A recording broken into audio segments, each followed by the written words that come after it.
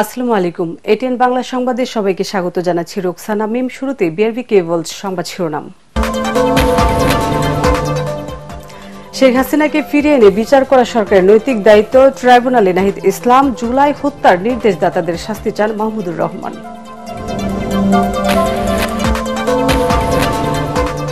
PR নিয়ে কয়েকটি দলের আন্দোলন কর্মসূচি রাজনৈতিকভাবে মোকাবেলা করবে বিএনপি, একই সাথে আন্দোলন ও আলোচনায় করবে জামাত।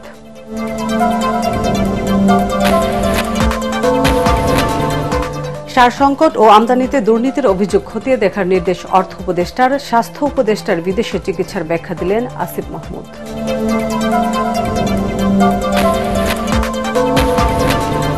এবং প্রাথমিক বিদ্যালয়ে গানের শিক্ষক নিয়োগের সিদ্ধান্ত বাতিল করে ধর্মীয় শিক্ষক দেওয়ার আহ্বান ইসলামী দলগুলোর, নইলে আন্দোলনের হুঁশিয়ারি।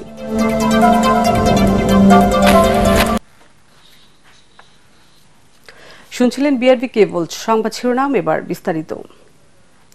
ক্ষমতাচ্যুত প্রধানমন্ত্রী শেখ হাসিনাকে দেশে ফিরিয়ে এনে বিচারের মুখোমুখি করা সরকারের নৈতিক ও আইনি দায়িত্ব বলে মন্তব্য করেছেন জুলাই যোদ্ধা ও এনসিপির আহ্বায়ক নাহিদ ইসলাম। আন্তর্জাতিক অপরাধ ট্রাইব্যুনালে শেখ হাসিনা সহ ৩ জনের বিরুদ্ধে জুলাই গণহত্যায় মানবতা বিরোধী অপরাধের মামলার সাক্ষ্য দিতে এসে তিনি একথা বলেন। নির্বাচনের পরও যেন জুলাই আগস্ট হত্যার বিচার থেমে না যায়, রাজনৈতিক দলগুলোর ইশতেহারে সেই প্রতিশ্রুতি চান নাহিদ। এদিকে এই মামলায় দ্বিতীয় দিনের দেয়া সাক্ষী হত্যার নির্দেশদাতাদের শাস্তি দাবি চেয়েছেন আমার দেশ পত্রিকার সম্পাদক মাহমুদুর রহমান। আরো জানাচ্ছেন হুমায়ুন চিস্তি। ক্ষমতাচ্যুত প্রধানমন্ত্রী শেখ হাসিনার নির্দেশে জুলাই আগস্ট জুড়ে নির্বিচারে গণহত্যা চালায় আইনশৃঙ্খলা রক্ষাকারী বাহিনী। শেখ হাসিনা সহ ৩ জনের বিরুদ্ধে মানবতা বিরোধী অপরাধের মামলায় মঙ্গলবার আন্তর্জাতিক অপরাধ ট্রাইব্যুনালে যান জুলাই যোদ্ধা ও এনসিপির আহ্বায়ক নাহিদ ইসলাম। কিন্তু আমার দেশ পত্রিকার সম্পাদক মাহমুদুর রহমানের জেরা শেষ না হওয়ায় তার সাক্ষ্য নেওয়া যায়নি। সাংবাদিকদের নাহিদ বলেন, এখন পর্যন্ত এ বিচার প্রক্রিয়া নিয়ে তারা সন্তুষ্ট। বিচারের এই প্রক্রিয়া যেন ধারাবাহিকভাবে চলে সে দাবিও জানান তিনি। আমরা আশা করছি যে দ্রুত সময়ের মধ্যেই আমরা ন্যায় বিচার পাবো। নির্বাচনের পরেও যাতে এই বিচার প্রক্রিয়া কোনোভাবেই বাধাগ্রস্ত না হয়, সেটা যাতে অব্যাহত থাকে, সেই প্রতিশ্রুতি আমাদের এই সরকারের পক্ষ থেকে সেই একটা রোডম্যাপের দাবি আমরা জানিয়েছি, এবং সকল রাজনৈতিক দলের পক্ষ থেকেও সেই কমিটমেন্ট, তাদের সেই ইস্তিহারেও যাতে সেটা থাকে, এটা আমাদের প্রত্যাশা থাকবে। এই মামলার যদি রায় হয়ে যায়, তারপরে আসলে আর কোনো অপশন থাকবে না, তাকে ফিরিয়ে এনে শাস্তি প্রদান করাই এই সরকার এবং যে কোনো সরকারের জন্য এটা একটা নৈতিক এবং আইনি দায়িত্ব থাকবে। এদিকে রাষ্ট্রপক্ষের ৪৬তম সাক্ষী হিসেবে দ্বিতীয় দিনে সাক্ষ্য দেন আমার দেশ পত্রিকার সম্পাদক মাহমুদুর রহমান। জবানবন্দিতে তিনি বলেন, ফ্যাসিস্ট শাসনের বিরুদ্ধে ন্যায় বিচার প্রতিষ্ঠা করা গেলে ভবিষ্যতের সরকার সতর্ক হবে। সারা বিশ্বে এটা এখন প্রমাণিত হয়ে গেছে যে বাংলাদেশ একটা ফ্যাসিস্ট রাষ্ট্র ছিল এবং শেখ হাসিনা একটা ফ্যাসিস্ট প্রধানমন্ত্রী ছিলেন, যিনি ভারতের নির্দেশে কাজ করেছেন, বাংলাদেশকে একটি উপনিবেশে পরিণত করেছিলেন। এমন ন্যায় বিচার প্রতিষ্ঠিত হয় এখানে, সেই ন্যায় বিচারের মাধ্যমে বাংলাদেশে আর কখনো কোনো ফ্যাসিস্ট শাসক ফিরে আসার পথ রুদ্ধ হয়ে যায়। বুধবার আবারও তাকে জেরা করবেন রাষ্ট্রনিযুক্ত আসামি পক্ষের আইনজীবী। এদিকে জুলাই গণ আন্দোলনে রাজধানীর রামপুরায় 2 জনকে হত্যা ও কার্নিশে ঝুলে থাকা এক যুবককে গুলি করার মামলায় অভিযোগ গঠনের আদেশের জন্য বৃহস্পতিবার দিন ঠিক করেছেন ট্রাইব্যুনাল 1। হুমায়ুন চিস্তি, এটিএন বাংলা, ঢাকা। সংখ্যানুপাতিক পদ্ধতিতে নির্বাচনের নামে পতিত স্বৈরাচারের সাথে আঁতাত করে জাতীয় নির্বাচন বানচাল করতে কয়েকটি দল রাজপথে কর্মসূচি দিয়েছে বলে অভিযোগ করেছেন বিএনপির নীতি নির্ধারকরা। তারা বলেন, জনসমর্থন নেই বলে কয়েকটি দল বিশৃঙ্খলা সৃষ্টির পায়তারা করছে। এদের রাজনৈতিকভাবে মোকাবেলা করবে বিএনপি। দলের স্থায়ী কমিটির 2 সদস্য আলাদা অনুষ্ঠানে সাংবাদিকদের বলেন, নির্বাহী আদেশে জাতীয় পার্টিকে নিষিদ্ধ করার পক্ষে নয় বিএনপি। বিস্তারিত জানাচ্ছেন মইনুল আহসান। পদ্ধতিতে নির্বাচনের জন্য জোর দাবি জানিয়ে আসছি। পিআর বা সংখ্যানুপাতিক পদ্ধতিতে ভোট, জাতীয় পার্টির কার্যক্রম নিষিদ্ধ করা সহ কয়েকটি দাবিতে অভিন্ন কর্মসূচি নিয়ে মাঠে নামার ঘোষণা দিয়েছে জামাত, ইসলামী আন্দোলন সহ কয়েকটি দল। জুলাই সনদ বাস্তবায়ন নিয়ে জাতীয় ঐকমত্য কমিশনের সংলাপ চলাকালে কয়েকটি ইসলামপন্থী দলের এমন কর্মসূচির পেছনে ষড়যন্ত্র দেখছে বিএনপি। বৃহৎ দল আওয়ামী লীগ নাই, অপর বৃহৎ দল বিএনপি। তারা মনে করে যে অবিলম্বে তারা রাষ্ট্র ক্ষমতায় যাবে, জনগণ তাদেরকে দায়িত্ব দিবে, সুতরাং বিএনপি ঠেকাও এই আন্দোলনই হলো তাদের বর্তমানে কর্মকাণ্ডের মূল উদ্দেশ্য। যে বিষয়টি আলোচনার টেবিলে নিষ্পত্তি হওয়ার অপেক্ষায় আছে সেই বিষয়ে আবার আন্দোলনের নিয়ে রাজপথে নামা আমার মনে হয় যেটা সঠিক পদ্ধতি নয়। রাজনৈতিকহীন উদ্দেশ্যে অথবা কিছু আসন বেশি প্রাপ্তির উদ্দেশ্যে যদি আমরা একটা অস্থিতিশীল রাষ্ট্র ব্যবস্থা, সরকার ব্যবস্থা, সংসদীয় ব্যবস্থার দিকে যাই, তাহলে এটা আমাদের জাতীয় জীবনের জন্য একটা ভয়ঙ্কর পরিণতি নিয়ে আসবে ভবিষ্যতে। দুই নীতি নির্ধারক জানান, পাল্টা কর্মসূচি নয়, বিএনপি রাজনৈতিকভাবেই এসব আন্দোলন মোকাবেলা করবে। যে কোনো রাজনৈতিক দল তার গণতান্ত্রিক অধিকার হিসেবে তাদের রাজনৈতিক বক্তব্য নিয়ে রাজপথে যেতে পারে, জনগণের সামনে উপস্থাপন করতে পারে। আমাদের যে বক্তব্য আমরাও সেটা মাঠে দেব, জনগণের সামনে দেব, জনগণ যেটা গ্রহণ করবে সেটা দেখা যাবে। পতিত স্বৈরাচারের সাথে আতাত করেই তারা নির্বাচনকে ভণ্ডুল করতে চায়। আসলে আমাদের অসুবিধা নেই, ফাঁসি তাদেরকেই দিবে, আগেও যাদেরকে দিয়েছে তারাও ভবিষ্যতে ফাঁসির জন্য প্রস্তুত থাকতে পারে। বিএনপি শক্তিশালী দল, আমরা যেভাবে স্বৈরাচারের মোকাবেলা করেছি, পতিত স্বৈরাচারকে মোকাবেলা করার জন্য জনগণকে সাথে নিয়ে বিএনপি প্রস্তুত। সালাউদ্দিন আহমদ জানান, নির্বাহী আদেশে কোনো রাজনৈতিক দল নিষিদ্ধ করাকে সমর্থন করে না বিএনপি। নির্বাহী আদেশের মধ্য দিয়ে যদি আমরা রাজনৈতিক দলের নিষিদ্ধ চাই, তাহলে সেটা হবে একটা ভয়ঙ্কর চর্চা। 2024 সালের 7 জানুয়ারি যে আমিডামি ভুয়া নির্বাচন হলো, তাতে 28টি রেজিস্টার্ড রাজনৈতিক দল সম্ভবত অংশগ্রহণ করেছে। নিষিদ্ধ যদি চাইতেই হয়, স্বৈরাচারের দোষর হিসেবে, ফ্যাসিবাদের দোষর হিসেবে 28টা দলের রাজনৈতিক কর্মকাণ্ড বা দলকে নিষিদ্ধ চাইতে হবে, তাইলে নির্বাচনটা কাদেরকে নিয়ে হবে? বিভিন্ন ইস্যুতে মতপার্থক্য থাকাকে স্বাভাবিক দাবি করে জাতীয় স্বার্থে সবাইকে ঐক্যবদ্ধ থাকার আহ্বান জানান দলটির এই দুই নেতা। মইনুল হাসান, এটিএন বাংলা, ঢাকা। পিআর সহ যেসব বিষয়ে ঐক্যমত্য হয়নি সেসব বিষয়ে একই সাথে আন্দোলন এবং আলোচনা চলবে বলে জানিয়েছেন জামাতে ইসলামী নায়েবে আমির ডাক্তার সৈয়দ আব্দুল্লাহ মোহাম্মদ তাহের। ইউরোপীয় ইউনিয়নের উচ্চ পর্যায়ে প্রতিনিধি দলের সঙ্গে বৈঠক শেষে তিনি কথা বলেন। আলোচনার জন্য বিএনপিকে আন্তরিক মানসিকতা নিয়ে বসার আহ্বানও জানান ডাক্তার তাহের। আরও জানাচ্ছেন ইয়াসিন রানা। আগামী নির্বাচন সহ বিভিন্ন ইস্যুতে ইউরোপীয় ইউনিয়নের উচ্চ পর্যায়ের প্রতিনিধি দলের সাথে নিজেদের অবস্থান তুলে ধরে বৈঠক করে জামায়াত ইসলামী। দলের আমির অসুস্থ থাকায় সাংবাদিকদের ব্রিফ করেন নায়েবে আমির ডাক্তার সৈয়দ আব্দুল্লাহ মোহাম্মদ তাহের।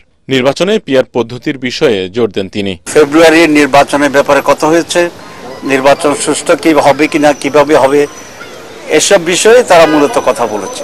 ঐকমত্য কমিশনের সময় বাড়ানো নিয়ে প্রশ্ন তোলেন এই জামাত নেতা। বলেন একই সাথে আন্দোলন ও আলোচনা চলবে। যে মেয়াদে আমরা আলোচনা করেছি, এগুলো ঐক্যমত্যে পৌঁছার জন্য 1 ঘন্টাই যথেষ্ট। পিআর সিস্টেম যদি হয়, সেখানে এককভাবে কোনো ক্যান্ডিডেট থাকবে না কোনো এলাকায়, এবং সে একাই কেন্দ্র দখল করার ইন্টারেস্ট হারিয়ে ফেলবে, টাকা দিয়ে কেন্দ্র হারিয়ে ফেলবে। এই জন্য আমরা কমপক্ষে একটিবার পরীক্ষামূলকভাবে পিআর সিস্টেম নির্বাচন চাই, অ্যাটিটিউড চেঞ্জ করার জন্য। আমরা আন্দোলন করব, নেগোশিয়েট করব, এটা তো বিদেশিদের টেবিলে বলাটা আমরা শোভনীয় না। এখানে আলোচনার জন্য বিএনপিকে এগিয়ে আসার আহ্বানও জানান ডাক্তার তাহের।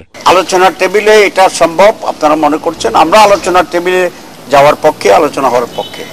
তবে এর জন্য উদার মানসিকতা এবং নিরপেক্ষ মানসিকতার প্রয়োজন।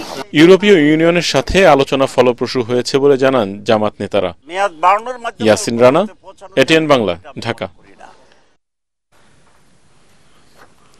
ফরিদপুর 4 আসনের ভাঙা উপজেলার আলগী ও হামিরদী ইউনিয়নকে ফরিদপুর 2 আসনের সাথে যুক্ত করা কেন অবৈধ ঘোষণা করা হবে না তা জানতে চেয়ে রোল জারি করেছে হাইকোর্ট। নির্বাচন কমিশনের জারি করা প্রজ্ঞাপন চ্যালেঞ্জ করে রিটের প্রাথমিক শুনানি শেষে বিচারপতি মুজিবুর রহমান মিয়া ও বিচারপতি বিশ্বজিৎ দেবনাথের দ্বৈত বেঞ্চ এই আদেশ দেন। রোলের জবাব দিতে সংশ্লিষ্টদের আগামী 10 দিনের সময় দিয়েছে উচ্চ আদালত।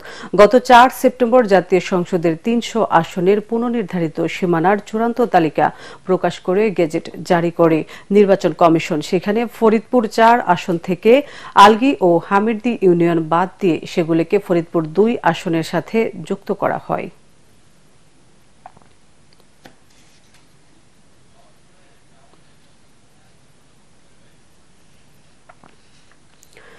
দেশের সার সংকট ও আমদানিতে দুর্নীতির অভিযোগ খতিয়ে দেখতে কৃষি এবং শিল্প মন্ত্রণালয়কে নির্দেশ দিয়েছেন অর্থ উপদেষ্টা ডক্টর সালেহ উদ্দিন আহমেদ।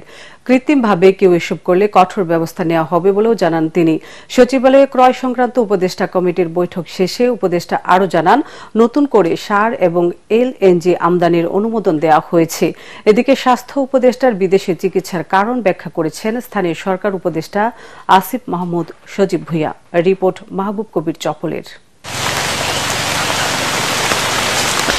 মাঠে মাঠে সবুজ ফসলে রঙিন স্বপ্ন বুনছেন কৃষকরা। এসব ফসলের সঠিক বৃদ্ধির জন্য প্রয়োজন রাসায়নিক সার, কিন্তু দেশের বিভিন্ন স্থানে দেখা দিয়েছে সার সংকট। এতে চরম বিপাকে কৃষকরা। বর্তমান সার কিনতে গেলে পরে সারের দাম অনেক বেশি ধরছে, সার পাওয়া যাচ্ছে না। হ্যাঁ, আমরা খুব কষ্টে আছি। আমরা এখন সরকারি কর্মকর্তার গেলে পরে সারের কোনো ঘাটতি নেই, কিন্তু ডিলারের কাছে গেলে আমার দরকার 5 বস্তা, আমাকে দিচ্ছে 2 বস্তা।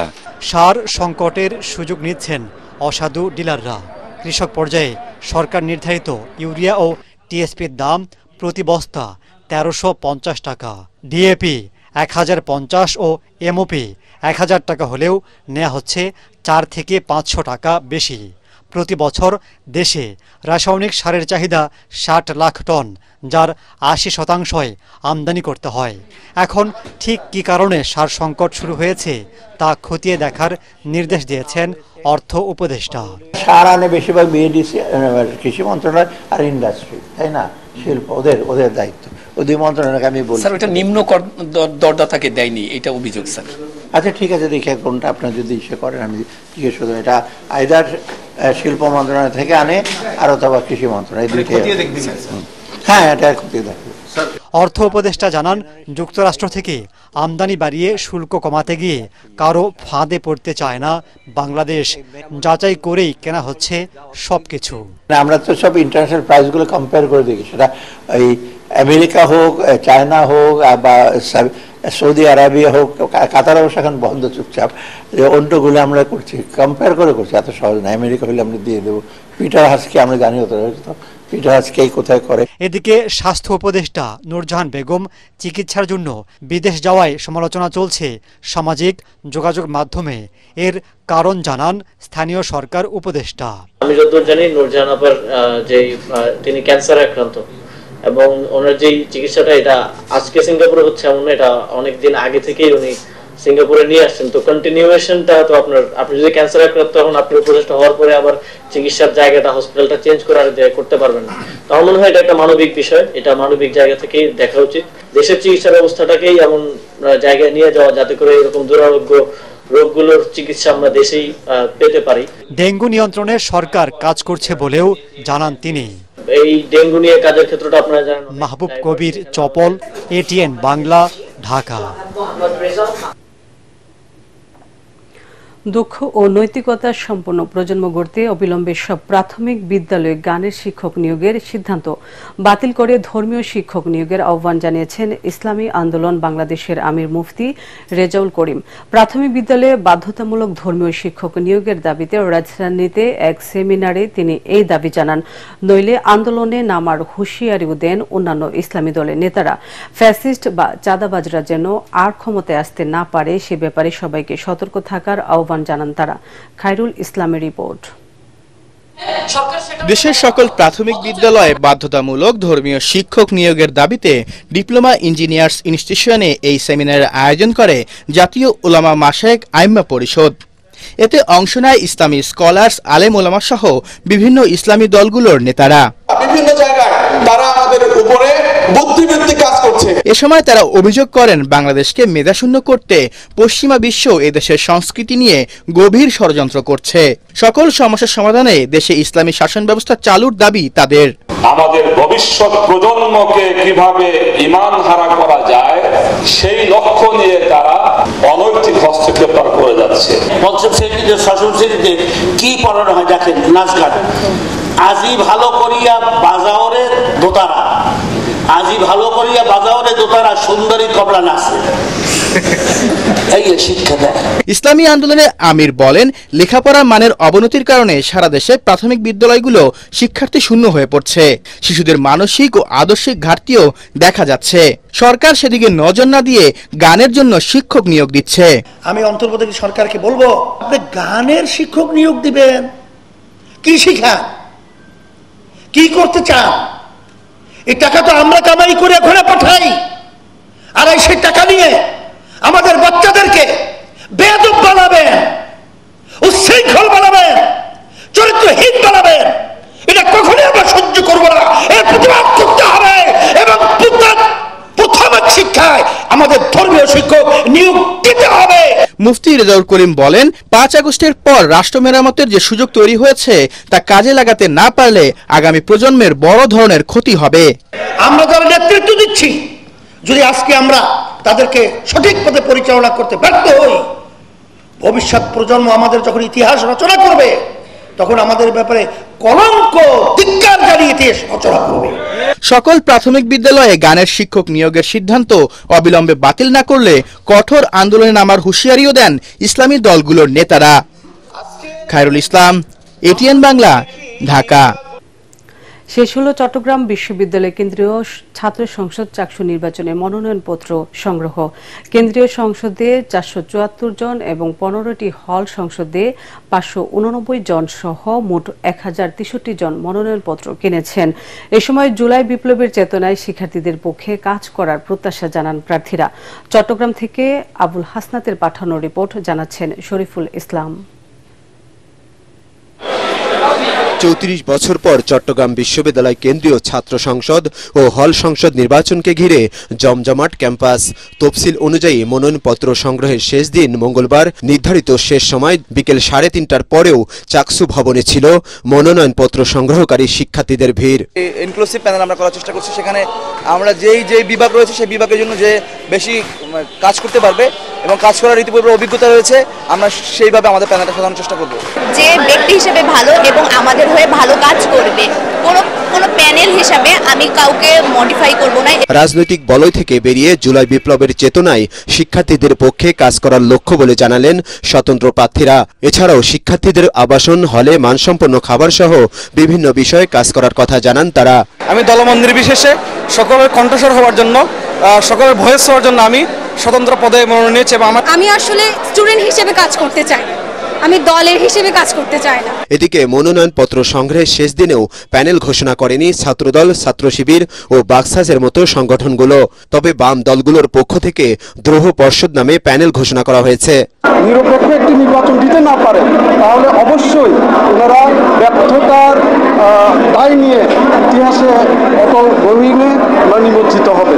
এবার সার্বিক পরিস্থিতি বিবেচনায় সংগঠনের ব্যানারে নির্বাচনে না যাবার সিদ্ধান্ত নিয়েছে বাকসাস। আমি মনে করছি চট্টগ্রাম বিশ্ববিদ্যালয় একটা অনন্য নজির তৈরি হইতে পারে, যেখানে স্বতন্ত্র থেকে বিপুল সংখ্যক প্রার্থিতা জয়লাভ করতে পারে। শতভাগ সুষ্ঠু ও শিক্ষার্থী বান্ধব নির্বাচন পরিচালনার প্রত্যাশা চাকসু নির্বাচন কমিশনের। এটা পুরাপুরি একটা ঈদের মতো চলছে।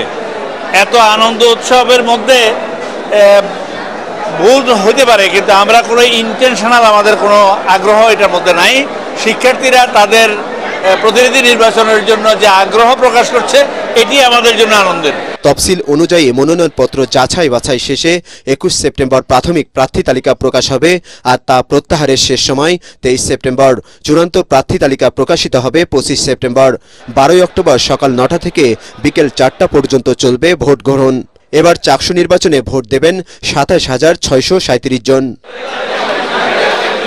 Bureau report, ATN Bangla. এবার আন্তর্জাতিক সংবাদ।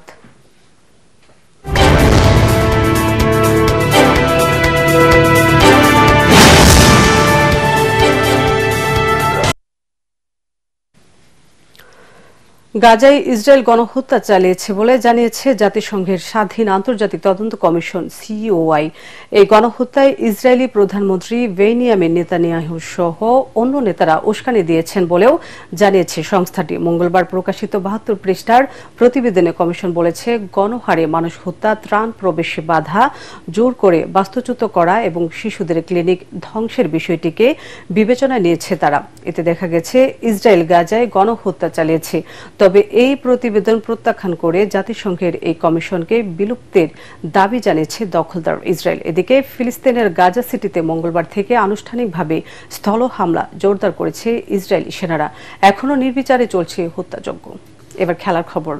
টি-20 এশিয়া কাপে বাঁচা মরার ম্যাচে আফগানিস্তানকে ৮ রানে হারিয়ে সুপার 4-এর সম্ভাবনা বাঁচিয়ে রাখল বাংলাদেশ। আবুধানিতে বাংলাদেশের দেয়া ১৫৫ রান তাড়া করতে নেমে সবকটি উইকেট হারিয়ে ১৪৬ রানে থামে আফগানরা। ২৮ রান খরচায় টাইগারদের পক্ষে সর্বোচ্চ ৩ উইকেট নেন মুস্তাফিজ। দারুণ বোলিং করে ম্যাচ সেরা নির্বাচিত হয়েছেন spinner Nasum Ahmed. Maiden over সহ মাত্র ১১ রান খরচায় ২ উইকেট নেন তিনি। বি গ্রুপের রোমাঞ্চকর এই ম্যাচে ১৩ ওভার শেষে ৭৭ রানের বিনিময়ে ৫ উইকেট হারিয়েছিল আফগানিস্তান। তবে আজমতুল্লাহ ওমর জাইয়ের বিধ্বংসী ব্যাটিংয়ে ভীতি ছড়ায় টাইগার শিবিরে। ১৬ বলে ৩ ছক্কায় ৩০ রানে থামে তার ইনিংস। এরপর রশিদ খান কিছুটা শঙ্কা জাগালেও ৮ রানের জয় ছিনিয়ে আনে নাসুম মুস্তাফিজরা। এর আগে টস জিতে ব্যাট করতে নেমে নির্ধারিত ২০ ওভারে ৫ উইকেট হারিয়ে ১৫৪ রান সংগ্রহ করে বাংলাদেশ। তানজিদ তামিম করেন সর্বোচ্চ ৫২ রান। ২ ম্যাচে ২ জয়ে বি গ্রুপের টপে আছে শ্রীলঙ্কা।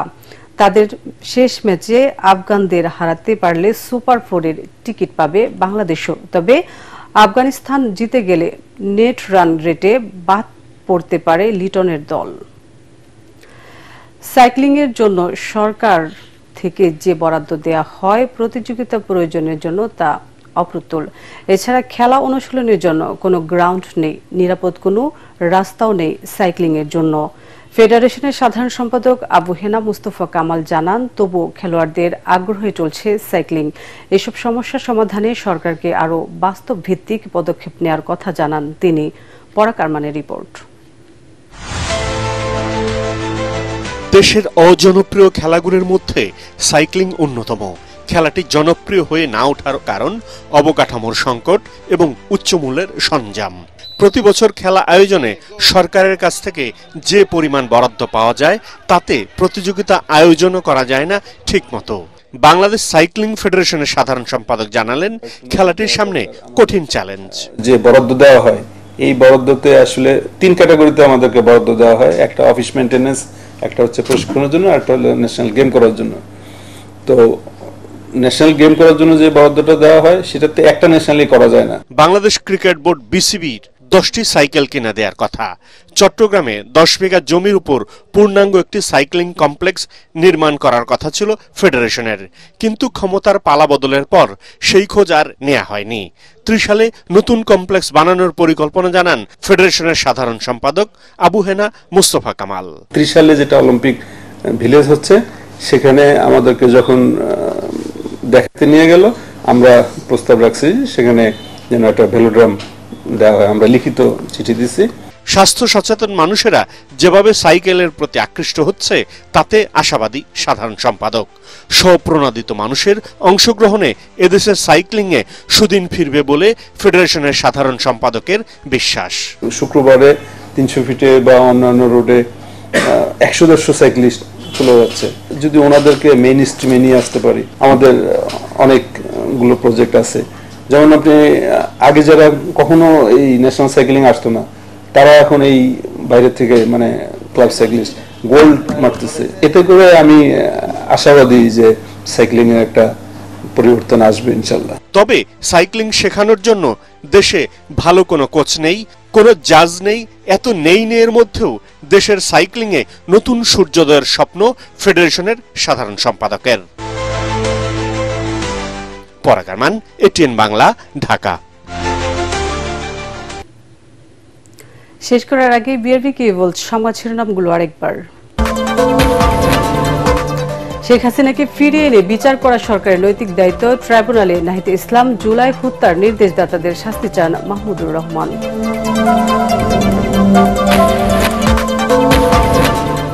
পিআর নিয়ে কয়েকটি দলের আন্দোলন কর্মসূচির রাজনৈতিকভাবে মোকাবেলা করবে বিএনপি, একই সাথে আন্দোলন ও আলোচনা করবে জামাত।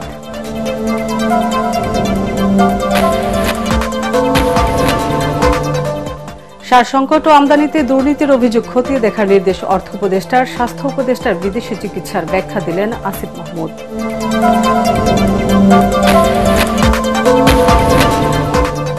এবং প্রাথমিক বিদ্যালয়ে গানের শিক্ষক নিয়োগের সিদ্ধান্ত বাতিল করে ধর্মীয় শিক্ষক দেওয়ার আহ্বান ইসলামী দলগুলোর, নইলে আন্দোলনের হুঁশিয়ারি।